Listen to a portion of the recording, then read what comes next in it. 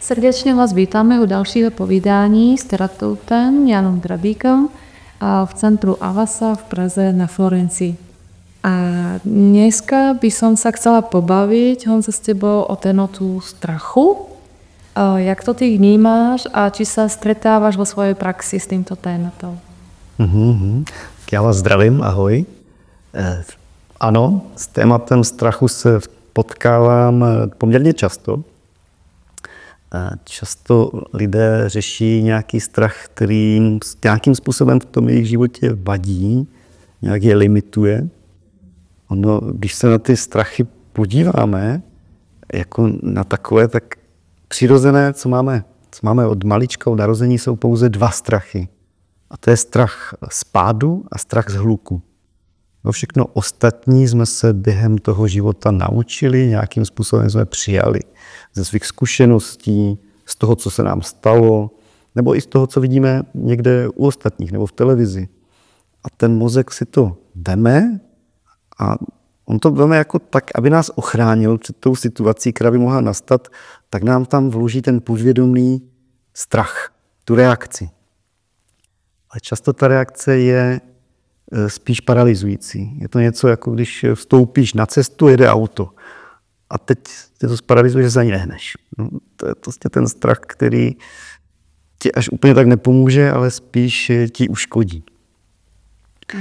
A právě i proto ty lidé s tím strachem přicházejí, protože jim nepomáhá, nechrání je, ale spíš je před něčím něco vlastně jim hodně ubírá nějakého prostoru a spíš je třeba paralyzuje v nějaké činnosti. Někteří třeba ani nejsou schopni jít do obchodu nebo jít na nákup nebo mezi lidi do městské hromadné dopravy třeba. Takže všechny tyto věci v nás může právě zakořenit ten mozek, který nám tam hodí nějakou reakci, která se odvíjí od toho, co se nám třeba stalo, nebo co jsme jenom někde viděli. Ale dobrá zpráva je, že to, co jsme se naučili, to se můžeme i odnaučit. A můžeš nám uvést nějaký příklad? Mohu.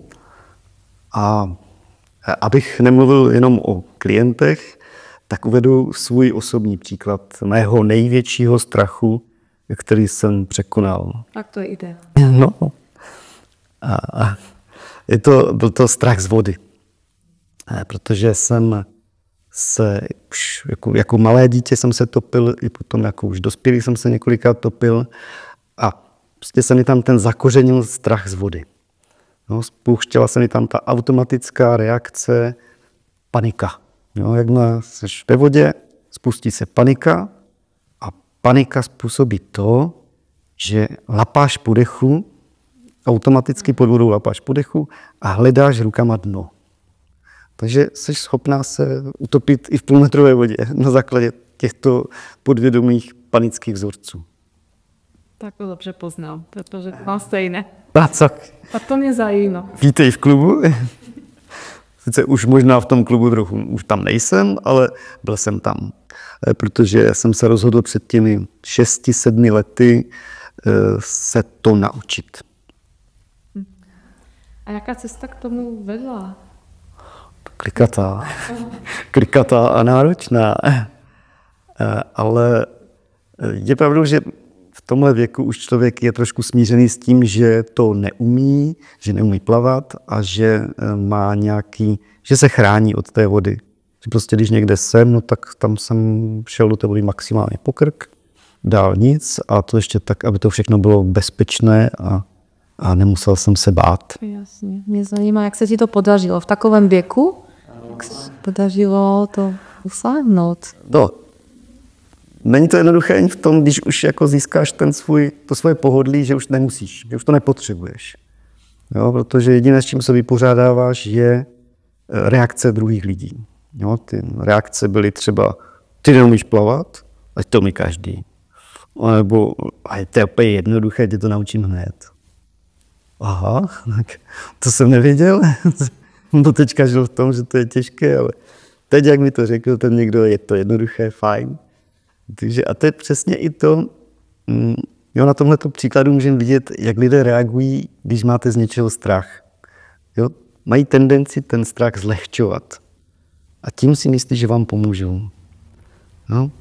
A co se stane, když někdo zlehčí tvůj strach? Máš tendenci ho stížit, aby člověk mu dokázal, že ten strach je oprávněný. Takže ono ti to nepomůže, ono ti to ještě stíží ten strach, protože potřebuji dokázat lidem, že to, že se bojím, je oprávněné a že vůbec nevědí, o čem mluví, protože tak to je a s tím je to způsobuje tohle. Jo, čím se to zlehčí, tím se cítím neschopnější. A tím víc si to stížím. Takže jednak je to v tomhletom ohledu se vypořádávat s tím svým vlastním stěžováním toho. No a potom vůbec najít tu motivaci, proč bych měl ještě teď něco překonávat, když mi to vlastně tak dlouho nevadilo.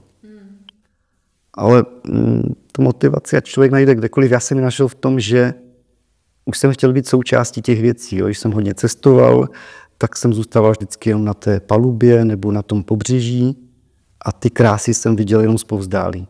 A rozhodl jsem se, že chci být součástí toho krásného prožívání, toho, co můžu vidět. Takže rozhodnutí tam přišlo a to je ten první krok. Další je ta odvaha, jdu do toho. No a začalo to tím, že jsem se začal učit plavat s různýma lidma, kteří mi to nabízeli. Těch nebylo málo, těch takových samozvaných učitelů bylo velmi hodně, ale bylo to o tom samém. Jo, byli to všechno lidi, kteří se naučili plavat jako malé děti, což asi znáš, že si ti to někdo takhle nabízel, že ti řekne, a to musíš skočit do hluboké vody. To ti nedovolí ten tvůj pud sebezáchovy se utopit. No to jsem zažil v jednom koupališti. Tatínek říkal dvou synům, že prosím tě skoč, vždy to je jenom voda. A já jsem úplně dostával strach, že jenom voda, co to říká, jenom voda. Takže rozumím tomu. No, to se stalo, to jako nedovolí, protože ty lidé se nedokážou vžít do toho, že se spustí panická reakce. No, to prostě, ano, to není racionální strach, ale je to panická reakce. Já jsem se můj strach byl strach ze strachu. Z toho, že v té vodě chytnu panickou reakci a budu se bát. No, to nebyl racionální strach. Já vím, že by mě někdo zachránil. A jo, že třeba i ten někdo známý. Ale ten strach byl z toho. A další to, s čím jsem se potýkal, bylo, že všichni ti lidi tě chtějí naučit plavat stylem, tak se natáhni a hladině a ono tě to nadnáší. To jde samo. No. A říkám, ale mě to nenadnáší. Ne, každého to nadnáší. Hladně ne. Ne, tebe taky. To jsem se ukázal, že mě to nenadnáší, protože ten, kdo je stuhlý, tak stuhlé tělo jde ke dnu. Jo, to se neudrží na té vodě. Opravdu je tam stuhlost, je tam ta tenze a jdeš ke dnu. No a na to ta reakce těch lidí byla, no a tak, ty se to nikdy nenaučíš, ty se to nechceš naučit. Jo tak, aha, jsem taky nevěděl. No vlastně díky. Takže já se to vlastně nechci naučit, proto se to nikdy nenaučím. Ne? Takže to je další takové to, s čím se musíme vypořádávat, když chceme něco překonat, je s těma sudbama, s tím proroctvím těch lidí. Protože v tu chvíli, kdybych tomu uvěřil, no tak končím. Že? No si to ti lidé neuvědomují, ale spousta lidí mi to takhle řekla. Jo, že já nechci. Mysleli si, že mě tím motivujou. Jo? Ale člověk se musel vypořádat s tím, že oni do tebe projektují svůj vlastní strach. Že oni na tvém místě by to nedokázali. Protože prostě to tě nadnáší a prostě oni tímhle už skončili. Jo? Tímhle jejich veškerá invence skončila tím, že mě to nenadnáší a tím pádem se to nemůžu naučit, protože nechci a dělám všechno pro to, abych se to nenaučil. Takže jsi se pustil do nějaké vlastní cesty, jak to zvládnout? No takže jsem opustil tyhle známé radiče a našel jsem si odborníky. Našel jsem si ty, kteří garantovali, že naučí plavat dospělého neplavce na svých stránkách. Přihlásil jsem se do všech těchto plaveckých škol v Praze. Jsou 3. A teď nechci úplně snižovat odbornost těchto škol. odborníci jsou to jistě na slovo vzatí. Ale prst do vody nestrčili. Ale nie tak. No, to také ne. Bylo to o tom, že vždycky zůstali na břehu a já byl ve vodě. A teď ten někdo na břehu v riflích, v košili, ti říká, no tak ukažte, co umíte. To bude krátké, neumím nic. No a tak se zkuste položit na vodu. Já se nepoložím na vodu. No tak aspoň na záda. Aspoň na záda? A to kdybych dokázal, tak tady nejsem. Takže chvilku jsme se takhle jako dohadovali. Oni ze břehu, já ve vodě. A jako zjistili jsme si, jako, že takhle to asi nepůjde. Jo, protože já tam nebudu dělat žádné nějaké těžké manévry, když oni jsou na břehu. Jo, racionálně. Já vím, že by mi ten člověk skočil a vylovil mě. Ale prakticky jsem k němu neměl důvěru. Jo, on tam se mnou není, on je úplně v jiné pozici. Vlastně tohle nefunguje na dospělého neplavce. Tak pak jsem se jich zeptal, když jsme se takhle bavili na břehu, protože nikam to nevedlo, koho vlastně považují za neplavce? Takže mi to nějak nešlo do hlavy, že tohle garantují, ale nic pro to nedělají, neumí to. A oni, že pro ně je neplavec ten, kdo plave s hlavou nad vodou. Tak jsme se teda potkali, aha, proto tohle to nemůže fungovat. Takže tam jsme se rozloučili s tím, že ještě jsem chtěl od nich nějaké doporučení, jako co by mi doporučili, oni jako, no, musíte sám chodit na bazén. Kamilo, děkuju, co ty peníze to stálo. Pak jsem šel do další školy a než jsem tam šel, tak jsem jim napsal, bojím se, mám bloky, topil jsem se 3krát, potřebuji individuální přístup, potřebuji, aby tam někdo se mnou v té vodě byl a aby měl i nějaký takový, nevím, jestli jsem to přímo nazval, terapeutický náhled, prostě aby měl pracovat i s těmi strachy. Odepsali mi, že přesně někoho takového mají. Super. Byla to ještě taková poměrně hezká dívka, takže jsem se i těšil, až ji uvidím v plavkách. Neviděl jsem ji v plavkách. Zůstala zase na břehu a z toho břehu mi řekla, no tak doplavte kam můžete. Já myslím, že se rozbrečím. Bylo to znovu to samé. Kam já nikam nedoplavu.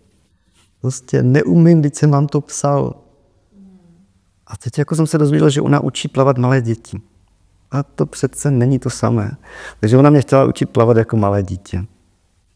Ale to je stejně, jako kdybych chtěl na starý počítač nainstalovat nový program. Co bude dělat? Bude se sekat. Nebo vůbec nepůjde, protože ten počítač je zanesený. Tak jako ten dospělý člověk je zanesený těmi zkušenostmi, tím strachem, tím, co zažil. Jo, to dítě to tam nemá. To dítě opravdu můžu tímhletím způsobem učit plavat, jak si namysloval. Takže jsme zase dál se spolu nedostali, než že jsem se procházel podnětama zpátky, což se za ty peníze opět vyplatilo. Takže jsem vyzkoušel tu 3. školu a tam mi rovnou řekli, že se nechci učit plavat a s tímhletím oznakem jsem odcházel i z té 3. školy, že já to vlastně nechci. No a co bylo pak?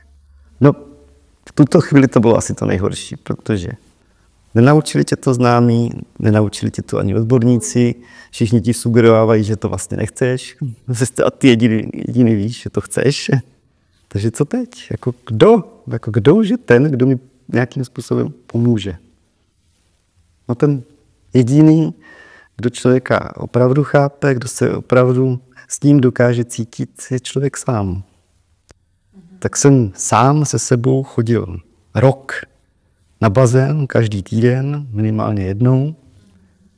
A nejdřív jsem se vyzbrojil pomůckami, které mi pomáhaly snižovat strach. Jo, to bylo třeba, měl jsem neopren, měl jsem žížalku, destičku, brýle. Je pravda, že když jsem vstoupil na bazén s těmato pomůckama, tak jsem byl hned vidět, že vždycky vyšel plavčík a hodně si mě prohlížel. Takže to pomáhalo i překonat ten stud, protože pak už to bylo úplně jedno. A ty pomůcky mi vůbec pomáhaly, že jsem do té vody šel a pak jsem tam dělal takové ty malé krůčky jistoty. Vlastně jsem ten strach ne přeskakoval, ale posunoval. Jo, je to jako když bych uvedl příklad, když třeba na pobřeží je žralok. A ten někdo, jako ti samozvaní učitelé, by ti řekl, no tak já tě zavezu 100 metrů od pobřeží a tam si skoč do vody, tam už není. Co se stane? No připlave. Tak stejně, když bych skočil do hluboké vody, tak se dostaví ta panika, ten žralok. A co ty potřebuješ je takovou neviditelnou sítí toho žraloka posunovat dál. Až máš, že ho posuneš dál a obrátíš se a máš tam prostor, na kterém můžeš fungovat. A čím víc ho posunuješ, tím je větší ten prostor. A já jsem tak si dělal ty malé krůčky jistoty, kdy jsem nabíral jistotu, že třeba jsem se dokázal kdykoliv postavit. Jo, začal jsem v té vodě, kde jsem dosáhl. No to zní pro plavce, to zní banálně, ale nabít jistotu, že se můžu kdykoliv postavit, je strašně důležité. Prostě, protože skutečně, jak jsem říkal, ten neplavec se může utopit v půlmetrové vodě. A před se musí naučit kdykoliv podseknout nohy, což není jednoduché pro neplavce, a tímhle získat ten krůček. Po krůčku mít tu důvěru, že aha, tohle už mi jde. Aha, přesně, ano. Ale můžu se natáhnout, zaseknout, natáhnout, podseknout a zase pořád takhle a během toho natáhnutí udělat jedno tempo a zase podseknout. A to jsou ty malé krůčky, kterými já posunu toho žraloka dál. Až ho posunu tam, kde mám ten prostor velký, kde můžu jít do dalšího kroku, a to je třeba už vodák, v které nedosáhnu, a už ty krůčky jsou něco jiného než postavení se. A už ty krůčky můžou být o tom chycení se něčeho. No a nakonec to je v tom, že toho žraloka zaženeš až tam, kde už ti nevadí. Já nepotřebuji ho honit a zabíjet ještě někde v hlubinách. Jako mě už tam nevadí, tam ať si plave. No, takže dostat se na tu úroveň, kde už mi to nevadí. A to je vlastně to, co mohu i nabídnout lidem při jejich strachu, a nejen strachu z vody, najít s nimi ty jejich krůčky jistoty a být s nimi v té vodě. No, nebýt na tom břehu, ale být s nimi.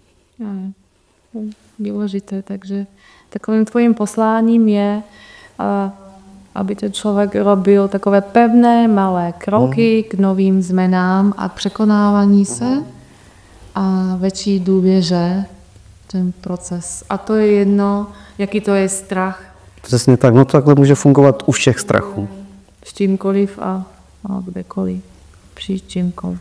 Tak děkuji krásně za příklad. Tedy já se přihlásím, ráda se s tebou zaplavu a zatím asi jenom dělkávníka. Taky jsem to středobodem pozornosti muži. A pokud chcete si poradit se svými strachy, tak víte, že tu Honza pro vás je. Jeho profil najdete na našich stránkách www.ahasa.cz a v Praze na Florenci. A Honzové stránky jsou... Moje stránky jsou terapie.janhrebík.cz nebo mě najdete i na sociálních sítích a klidně mi tam můžete napsat vaše strachy, vaše zkušenosti a můžeme se o tom dál pobavit. Takže neváhejte se na něj s důvěrou obrátit. Děkuji, Honzi. Taky děkuji.